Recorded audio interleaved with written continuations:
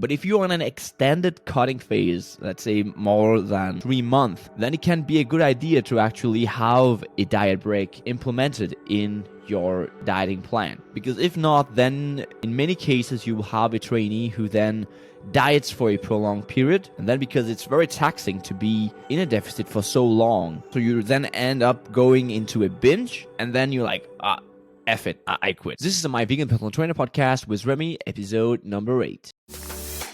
Welcome to the My Vegan Personal Trainer podcast, where it's all about living a fit, plant-based lifestyle so you can thrive in life while caring for the planet and animals. And now, your host, medical doctor, CrossFit athlete, and online personal trainer, Remy.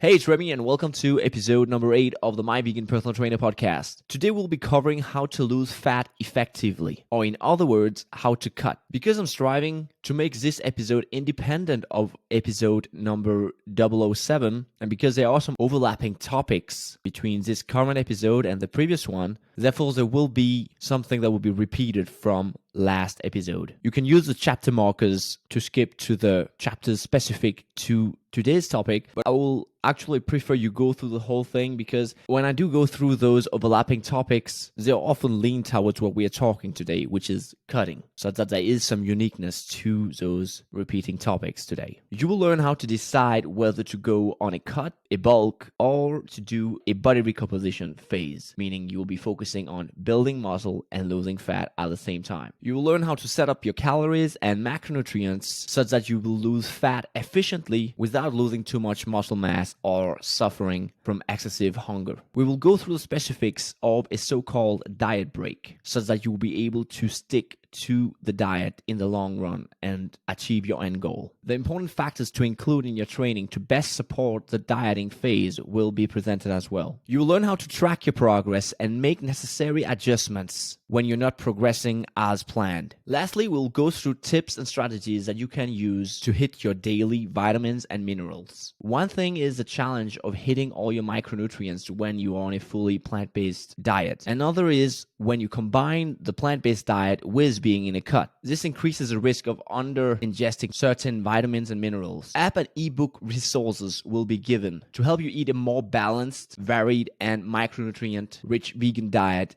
under a cut phase. Subscribe if you're not a member of the tribe already. And now just a boring disclaimer. The information provided in this podcast is for informational purposes only and is not meant to take the place of professional, medical, dietetic, or fitness advice. Consult with a relevant professional for your specific situation. And now, without any further ado, let's get into the meat of the episode. So should we cut or should we bulk? Or should we do a body recomposition?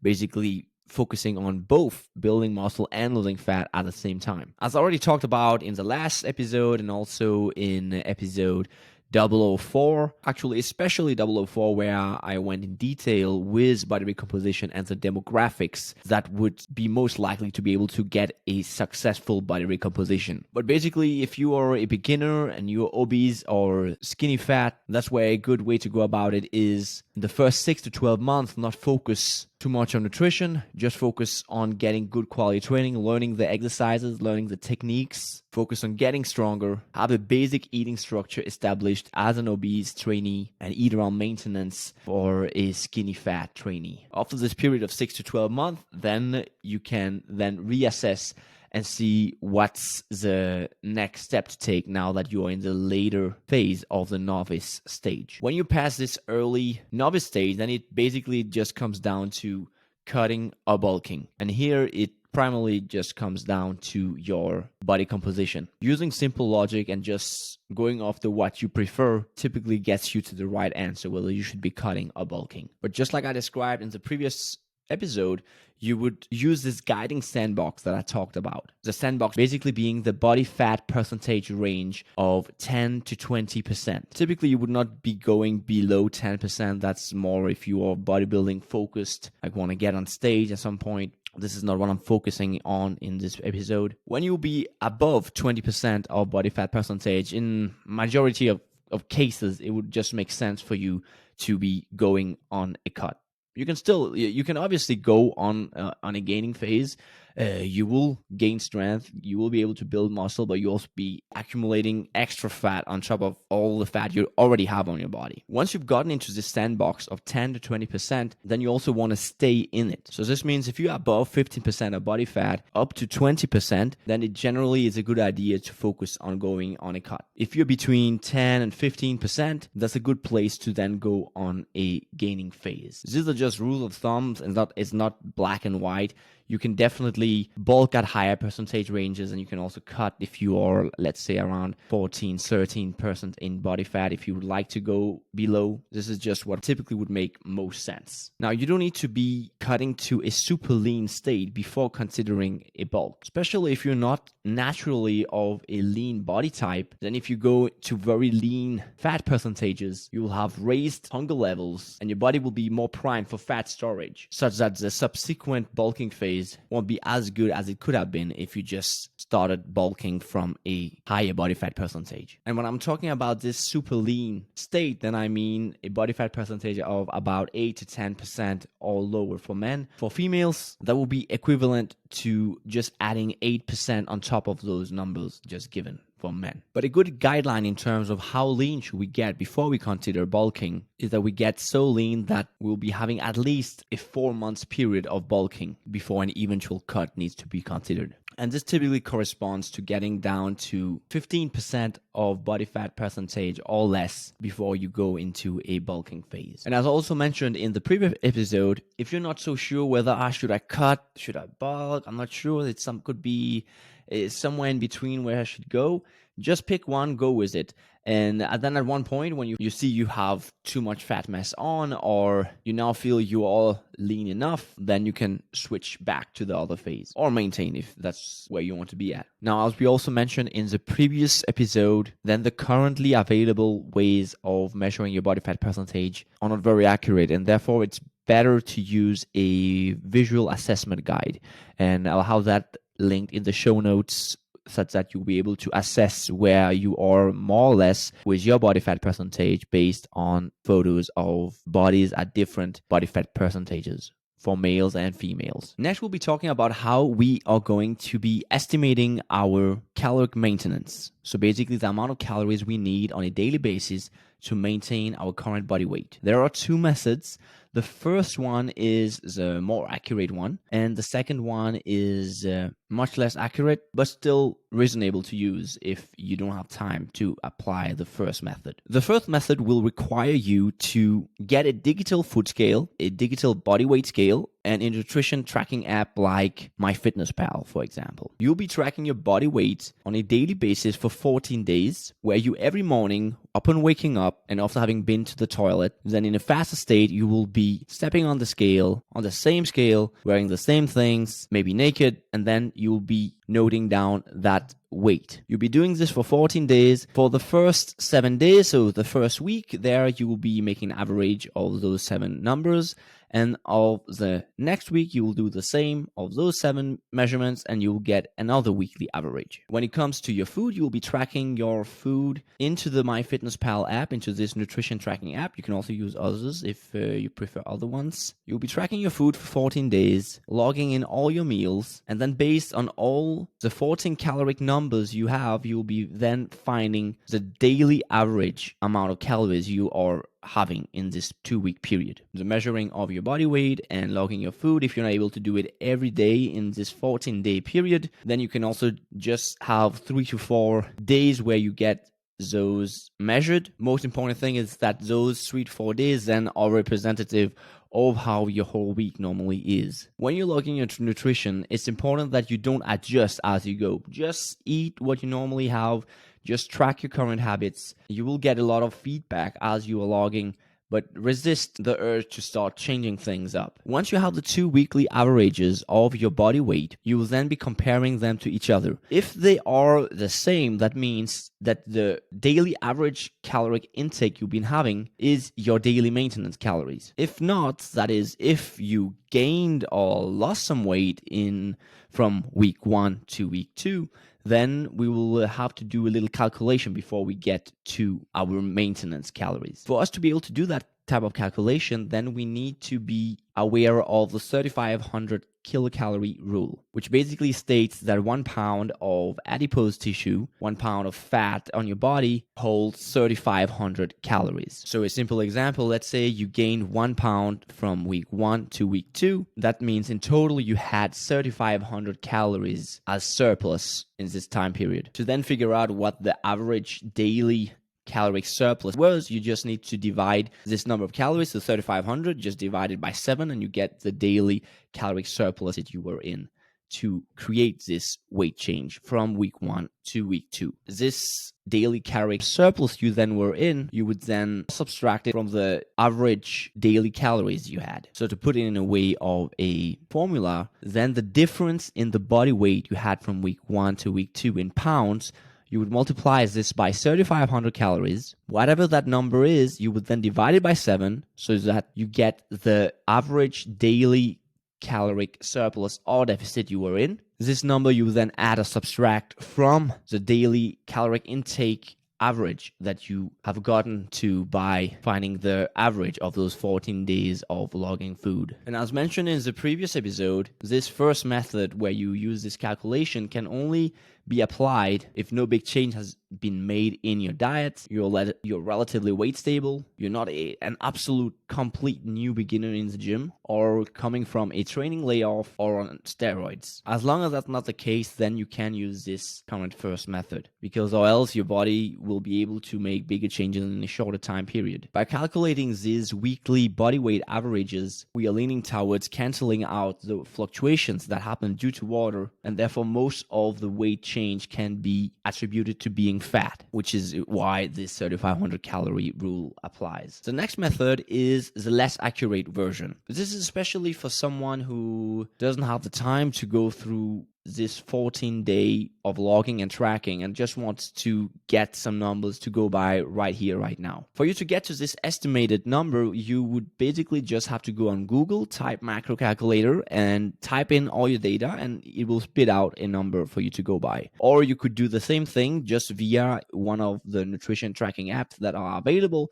Type in your data again, and it will spit out what your daily maintenance calories are, and it will even give you how many calories you need to go by if you are striving for a certain rate of weight gain or loss. You can always adjust this number if it shows that it's way off or it's not on course in terms of what our desired rate of weight loss or weight rate gain is, but more about adjustment later in this episode. Now that we've established how to figure out your maintenance calories, now we'll talk about the desired rate of weight loss. When it comes to weight loss, its rate is faster than that of weight gain. The rate at which we would like to gain per month is more or less the rate at which we would like to lose per week when we are going on a weight loss phase. For an effective weight loss phase where it's sustainable and where we minimize loss of muscle mass and strength, it's a good idea to aim for 0.5 to 1% of body weight loss per week. And as you're getting leaner, it can make sense to go slower, so be more lean towards 0.5% of body weight per week. Now that you know the desired rate of weight loss, we are now able to calculate the daily average deficit we need to be in with the use of the 3,500 calorie rule. So I previously mentioned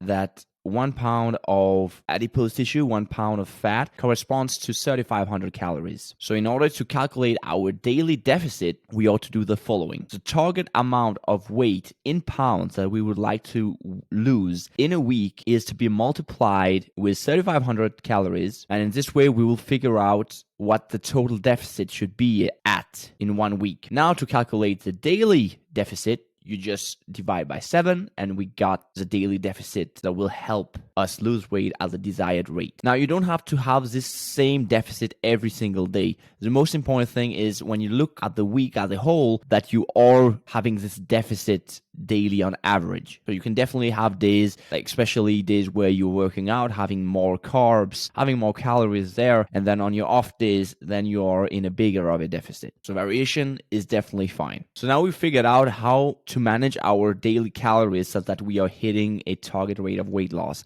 But you might be thinking, what about cardio? Well, cardio can definitely be used as part of creating a deficit, but it should not be our main contributor to a deficit because there is an interference effect with resistance training when we are having cardio. So cardio can rather be used as assistance to creating a deficit with our nutrition. And in this way, we don't need to be cutting down on as much food as we would need to if we were solely relying on nutrition. You will need the following numbers to be able to calculate calories being burned when you're doing cardio. So when you're doing light cardio, which corresponds to the type of cardio where it's easy to have a conversation going, then you're burning 0.2 calories per 10 minutes per pound of body weight. When you're doing moderate intensity cardio, corresponding to where talking is possible, but it's pretty difficult. You're pretty challenged when it comes to having a conversation going. So your sentences will be interrupted by you taking big breath. For this type of cardio, you are burning 0.45 calories per 10 minutes per pound of body weight. When you're doing high intensity cardio, where talking is almost not possible, if possible, then you would be burning 0.7 calories per 10 minutes per pound of body weight. Now, it should be noted that especially moderate intensity cardio is a form of cardio having the highest amount of interference with our resistance training. When it comes to low intensity cardio, especially with low impact cardiovascular activities like cycling or swimming compared to running, there's typically no issue when it comes to interference. But the thing is, here you will need to spend a lot of time doing it for you to burn a substantial amount of calories. High intensity cardio, which is typically performed in intervals, and you might very likely know it as HIIT, so high intensity interval training. There, because high intensity reminds of that of resistance training, therefore the interference effect seems to be reduced during this type of cardio. However, there is a larger risk of injury often when you perform this type of cardio, and it's also more taxing compared to low intensity cardio, which means there will be a greater demand for recovery. So having presented the landscape of cardio and its effect at different intensities due to the interference effect, it's therefore best to have diet being the main contributor to a caloric deficit, as I already mentioned. As a trainee who is focused on building muscle, losing fat, on the bodybuilding, strength building side of training, and not being an endurance athlete, it's important to remember that our training is the part that actually holds onto the muscle mass while we are in a deficit, while it should be the nutrition that's creating this deficit, or while supporting our training to the best extent possible. But cardio can definitely be added. There is obviously the health component to having cardio in our training, and also it does alleviate the amount of restriction we need to have on our nutrition. But in order to minimize the interference effect, then it's important that we follow this following rule of thumb to be given. So firstly, the type of cardio you're choosing should be something that's low impact, like being on the elliptical trainer, cycling, swimming, opposed to higher impact versions like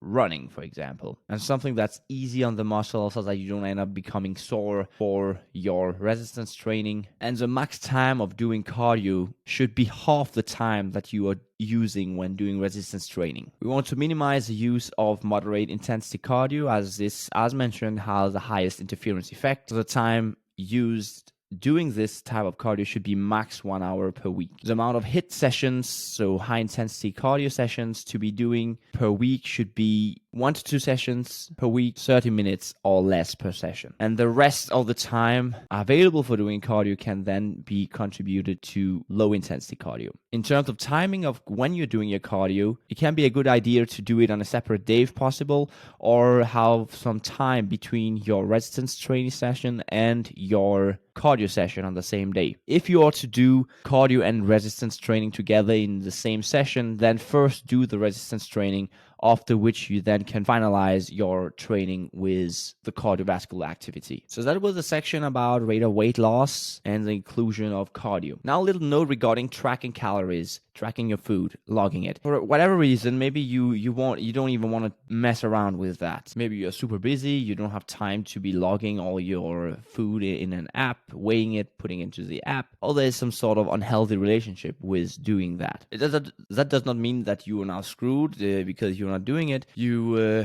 can basically just skip it.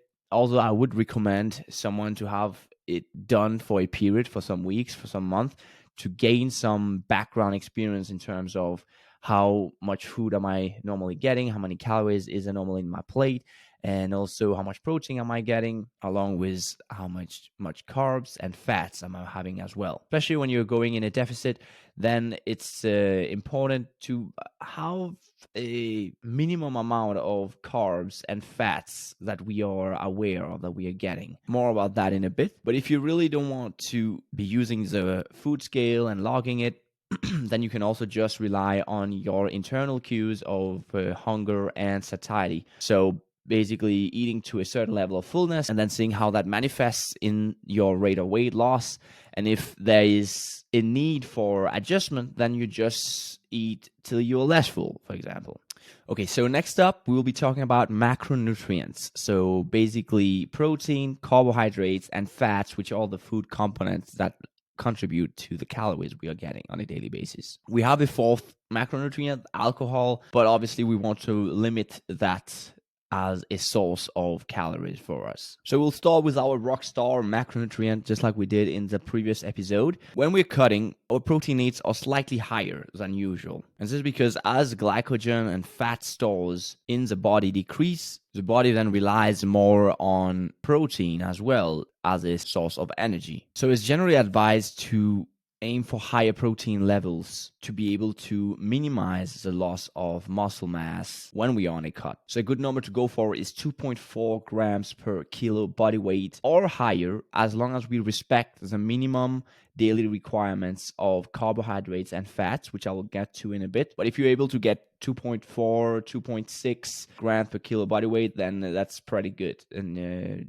the most important thing is you want to get the highest level of protein you can have at a sustainable level. If you're overweight or obese, then you won't base this number on your current body weight, but rather on the body weight you will be having if you were within the higher range of the normal BMI range. Or else you'll be overshooting your amount of protein and you won't have much space left for carbohydrates and fats. When on a plant-based diet, for you to be able to hitting those higher levels of protein, it's important that you don't just think whole foods, plant-based sources, but it can also help if you have food sources where the amount of protein is spiked up. So using protein powders, foods like tofu, tempeh, TVPs, textured vegetable protein, soy milks, just to mention a handful. So sources where protein is spiked compared to the other two macronutrients. And for us to get the optimal amino acid profile when we are eating protein, amino acids are basically the building blocks of protein, where we have two main groups. We have the essential amino acids and you have non-essential amino acids. The non-essential amino acids are amino acids that the body can produce if needed,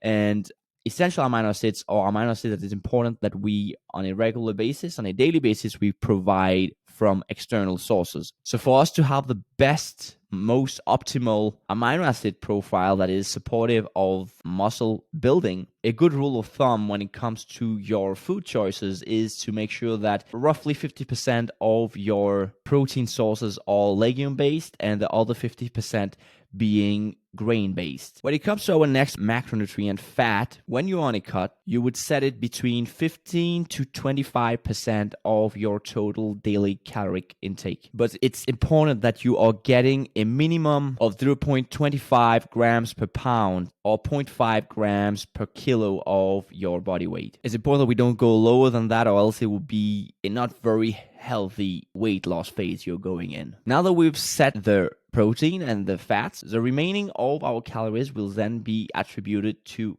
carbohydrates. And also carbohydrates, compared to protein and fats, is not an essential macronutrient, so we can definitely go low carb. But the problem here is that then this will make our training suffer. And I'll also get to in a bit when it comes to training.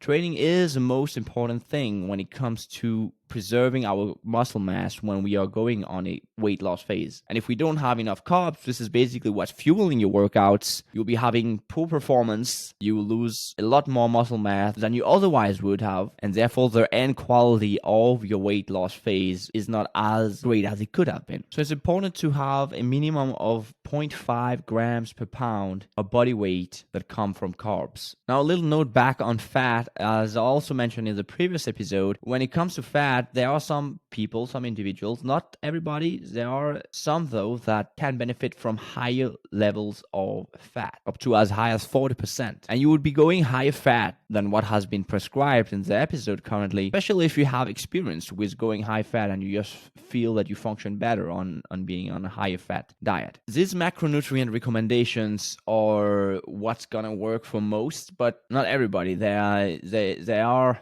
some where having the macronutrients set differently will be more optimal. But again, as mentioned, this is what will work for most. So it's a good starting point. Start from there, and then you can always tweak it, but always respect the minimum daily requirements for the carbs and the fats, and keep protein high. So now we've gone through the calories and the macronutrients that will be contributing to our weight loss. And now in this next section of the episode, we'll be talking about a diet break. And yeah, you heard me correctly. I just said diet break. It might sound counterintuitive that we are now talking about a break from dieting, now that the goal is to diet and to lose fat and get to where we need to get to. But if you're on an extended cutting phase, let's say more than 3 months, then it can be a good idea to actually have a diet break implemented in your dieting plan. Because if not, then in many cases you will have a trainee who then diets for a prolonged period, and then because it's very taxing to be in a deficit for so long, so you then end up going into a binge, and then you're like,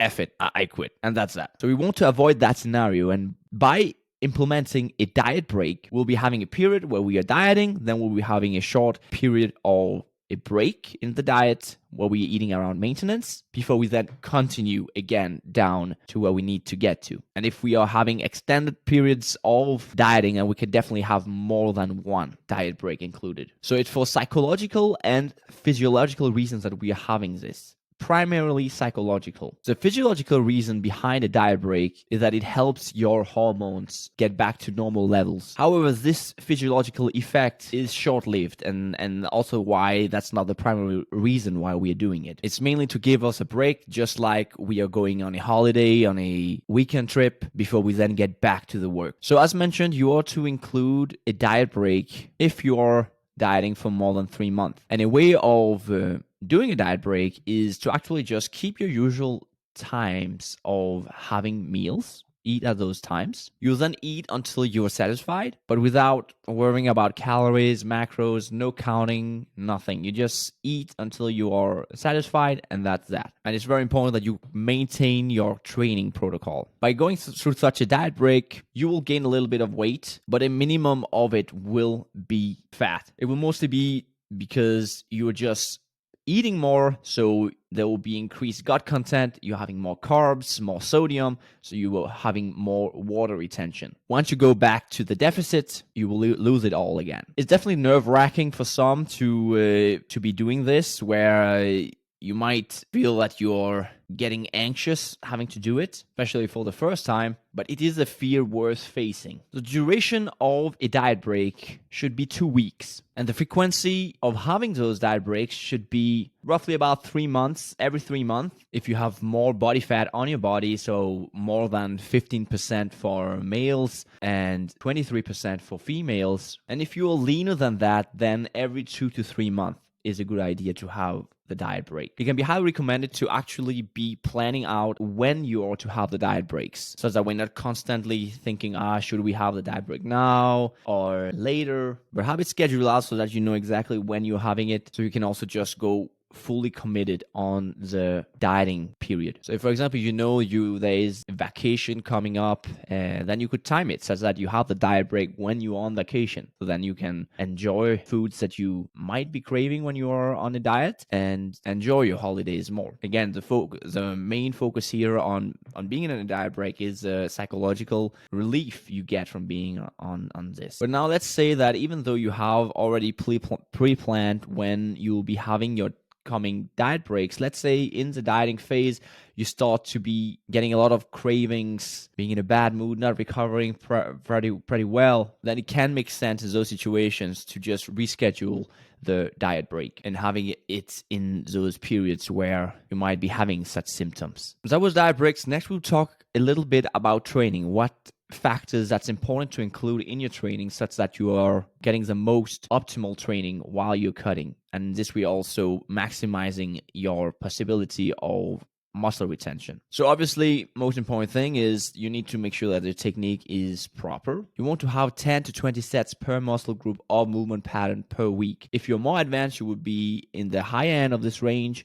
If you are an intermediate trainee, you would be in the middle. And if you're a novice trainee, which is what most will be listening to this podcast, that's when you're able to progress your strength on a week-to-week basis. Then you would be in the lower end of this range, so 10 to 12 sets per muscle group or movement pattern per week. You want to make sure that you are at least training 2 times per muscle group or movement pattern per week. You want your sets to be near failure sets, so making sure they're challenging enough for your body to have a reason to adapt. The rest between sets should be enough such that the performance from set to set is similar. You don't want to have to go from a set, like I mentioned in the previous episode, going from a set of being about 10 reps, and then the next set you're only able to do 3 or 4 because you just rested too little. You want to have a full range of motion to the extent that your mobility and your technique allows and that you're comfortable with. And a good tempo to go for is to be explosive when you are lifting the weights against gravity, so in this concentric phase where the muscle is contracting. And you want to, in the other phase, so the eccentric phase where you're basically putting the weight back, so the muscle lengthening phase, there you want to, in a controlled fashion, just put it back from where you left, from where you started. And again, not overly slow, just in a steady,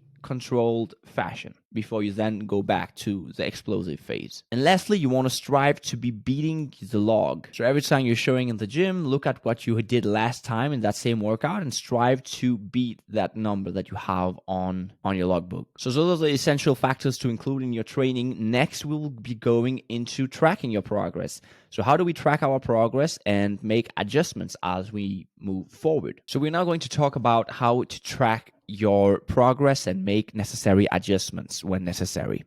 I'll be going through 4 ways of tracking your progress, and they are your body weight, body circumference measurements, visual assessments via body photos, and gym performance. I'll be starting with the most useful ones. So the first one is body weight. Just like mentioned under the section of estimating your maintenance calories, you will look to standardize your way of measuring your body weight. So it will be first thing in the morning, after having been to the toilet, in a faster state, where you gotta get on the same scale, wearing the same things, all naked. If possible, do it daily. But if you do miss out on some days, then at least 3 to 4 weigh-ins that represent the entirety of the week. At the end of each week, you will then be having a collection of body weigh-ins, and you will be making a weekly average. That will be your first data point. You will then be doing this every week, and it will be based on the trend that you see from each data point. It will be based on that you will be doing adjustments. You don't need to worry about if today the weight has gone up or today it's gone down. Fluctuations will happen. It's totally normal, and it's not fat. It's water, most of it, where it just goes up and down on a day-to-day basis. So there's no need to get stressed if suddenly you go from one day to the next, you gain over a pound.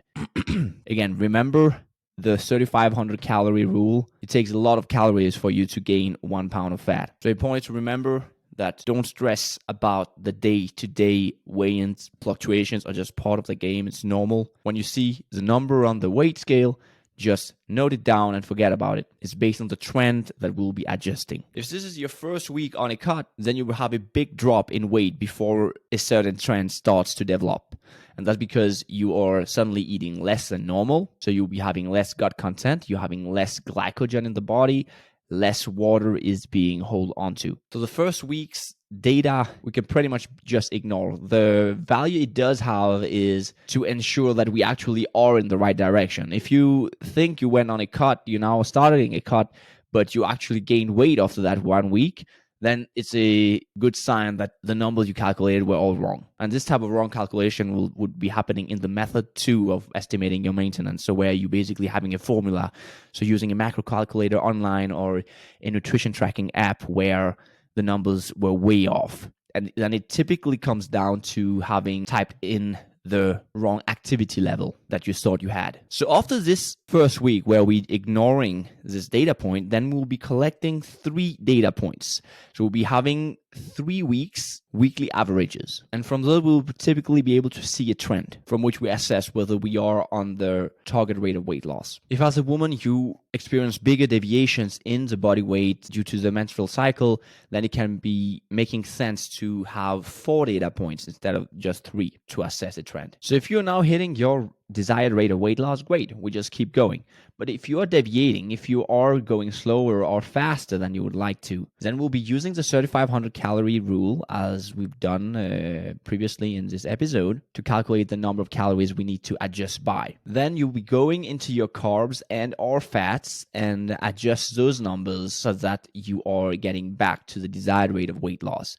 And here, when you are adjusting the carbs and fats, just be mindful of the minimum daily requirements as previously mentioned. And either route, if, for example, you were on the desired rate of weight loss and then you start hitting some sort of plateau, then instead of doing this 3,500 calorie rule calculation, then you could also just adjust by 100 to 150 calories that you then would be subtracting from carbs and or fats. If your progress is taking a stall, another way rather than nutritional correction could be adding cardio, as we already went through. Just important to make sure that we adhere to the criteria that's previously been mentioned and not be doing too much of it. So that was the body weight parameter. The next way of tracking progress, and can be highly recommended to actually use together with the body weight to pair it up with, is the body circumference measurements. When we are on a cut in a caloric deficit, then systemically around your whole body, you'll be losing fat. So what you will typically see is a reduction in the body circumference measurements at all places. But if you see that the body circumference measurement at your stomach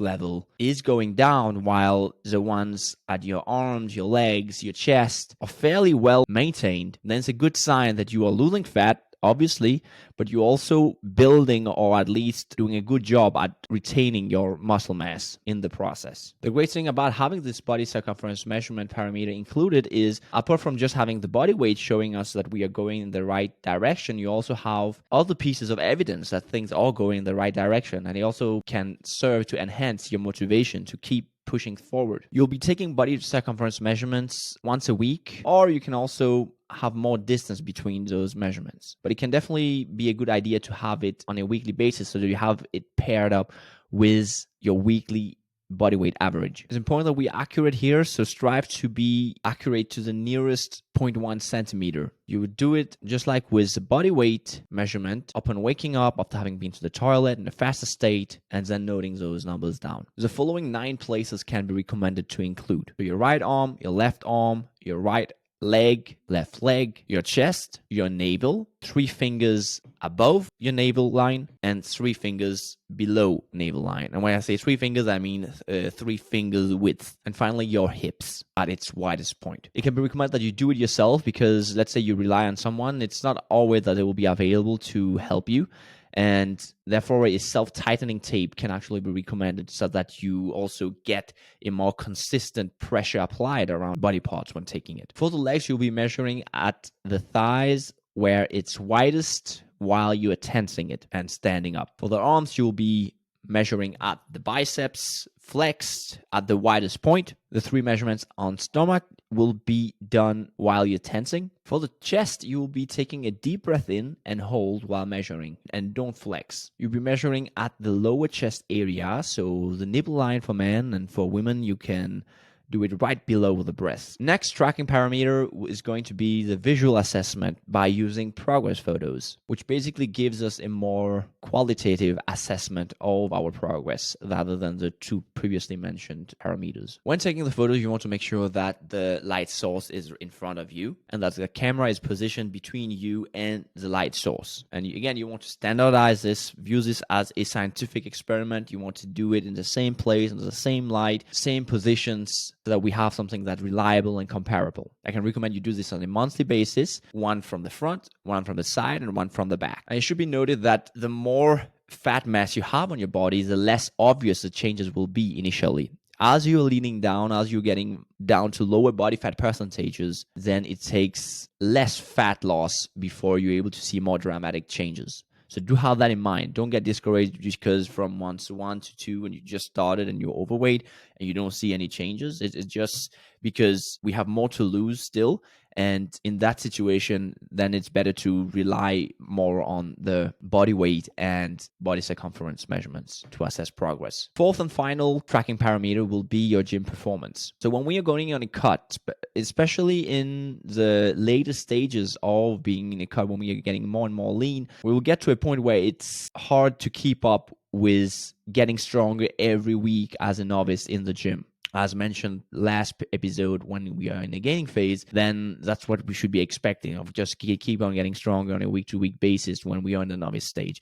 And if that was not happening, then it typically was something to do with training, if we were recovering properly. But what you can expect when you are going on a cut, in the beginning, when you have more fat mass on your body, then you will still be able to progress and get stronger on a week-to-week basis. But at one point, it will get harder. It gets slower in terms of getting stronger. At one point, you might just be working on maintaining your strength levels. So just something to bear in mind and when you're going through this cutting period. Not the most useful of a tracking parameter, but still something that's worth paying attention to, because we want to fight for retaining as much muscle mass as we can in this phase.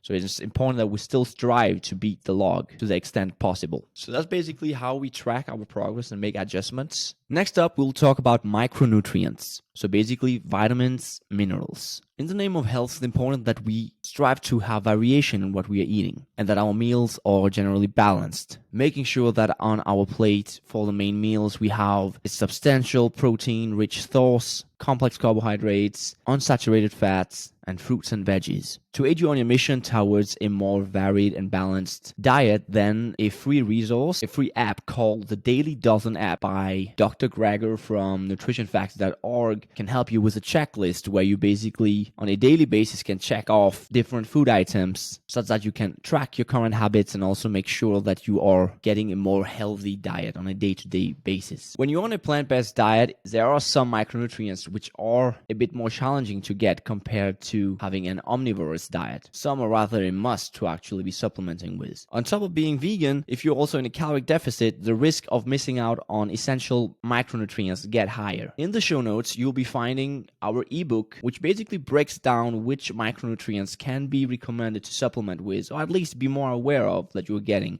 via food sources. I can recommend you go grab a copy of yours to assess your current intake of your daily vitamins and minerals. It's totally free to get. You just have to provide your email, get into our newsletter, and it will be sent over in your inbox. And if afterwards you just want out, you can always unsubscribe.